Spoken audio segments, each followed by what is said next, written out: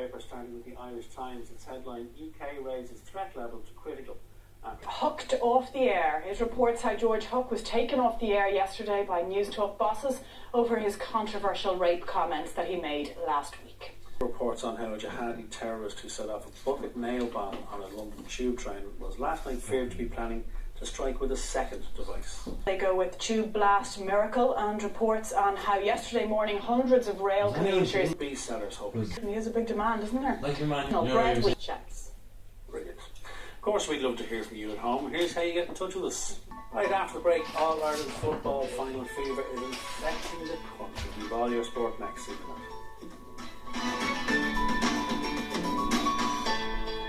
We're getting the car insurance and quotes and the house insurance and the energy bills. It's kind of logic that tells you if you shop around, you probably will get the best deal. But how do you go about it? We're not the best nation of shopping around or switchers, are we, Charlie? We're not great. I mean, the thing we probably switch the most is motor insurance. And yes. That should not be a surprise, given that motor insurance rates went up an average of 70% in the last 3 years.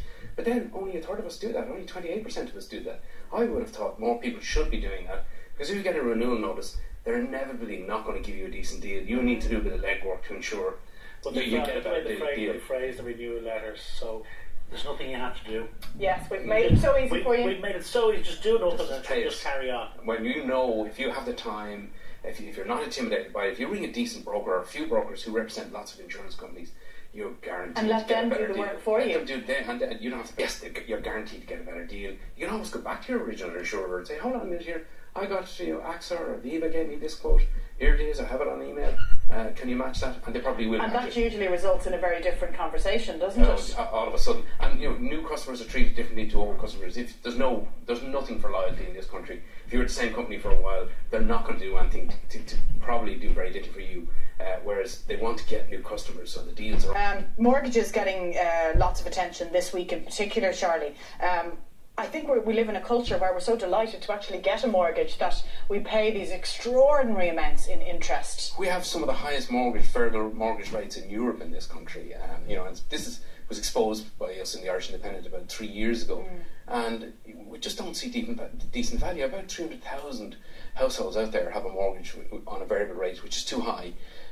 And you could do stuff to deal with that. You're right, it's in the news this week because AIB had a slew of cuts across their variable rates, their fixed rates and their loan to value rates.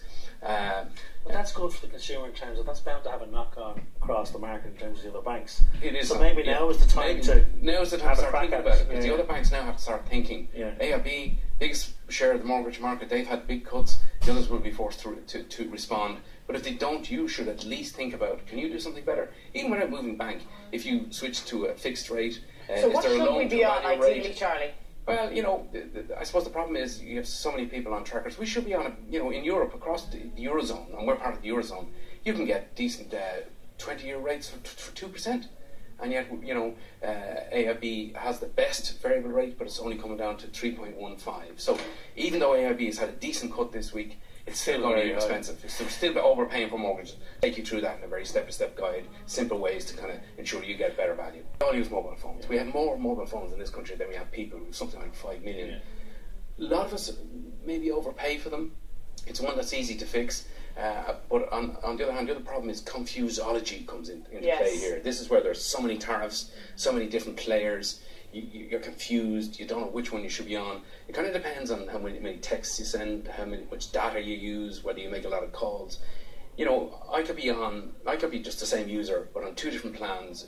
One plan will cost me €75 a month, another will cost me €25 a month, and it's because of my usage pattern. So what kind of questions, Charlie, do we need to be, like when you think of older people, they're not even sure the right questions to ask, around data usage or whatever. Yeah. So what should we be looking for when we walk in to negotiate that mobile phone contract? The thing about it is you have a contract at the moment. Think about whether you should switch. I mean, there are things you can do. You can go on to callcost.ie, that's the regulator's website, put in some details and it would suggest other alternatives.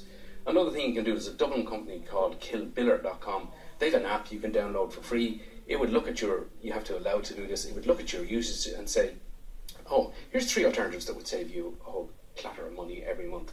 And we suggest maybe you sign up for this plan with this operator. Okay. So it works it out for you. It does all the work for you, and then you just simply you switch. Then if you're out of contract, often we sign into a 12-month contract, and if we get a new phone, we're locked in. But once you're not in a contract, you have the option of moving to somebody else. You keep your own phone. You keep your own phone number, and you get a better deal. Are all the options in terms of mobile phones, in terms of saving money, are they only available through contract and bill pay, or pay as you go? Are there options there? Both, Simon. You can even opt for bill. It doesn't matter whether you're on bill pay or whether you're on pay to go.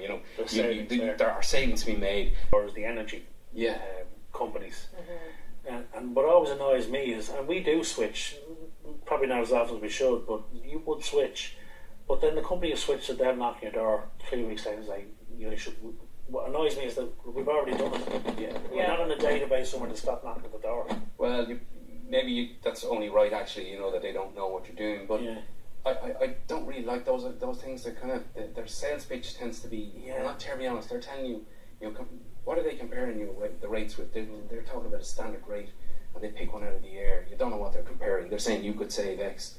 We have a really healthy competitive market in energy. There's another player just joined the market last week called Just Energy, big American Canadian corporation. So that brings to 10 the number of players in the energy market. Is there 10 really? There's 10, so we really should be. I would have named 3, would you? But I think our culture, Charlie, particularly maybe older people, is that can we trust them? Yeah. Do you know? Well, you can. Will we sign up to them and they'll be gone this time next year? They won't. I mean, and they're fairly tightly regulated. But there's 10 players now, and a lot of them are big companies. They're international companies, and they always have a deal. Energia tends to be one of the cheaper ones on the gas side. Flow Gas. And they're offering cash back as well, as an incentive. They'll give you up to €100 back.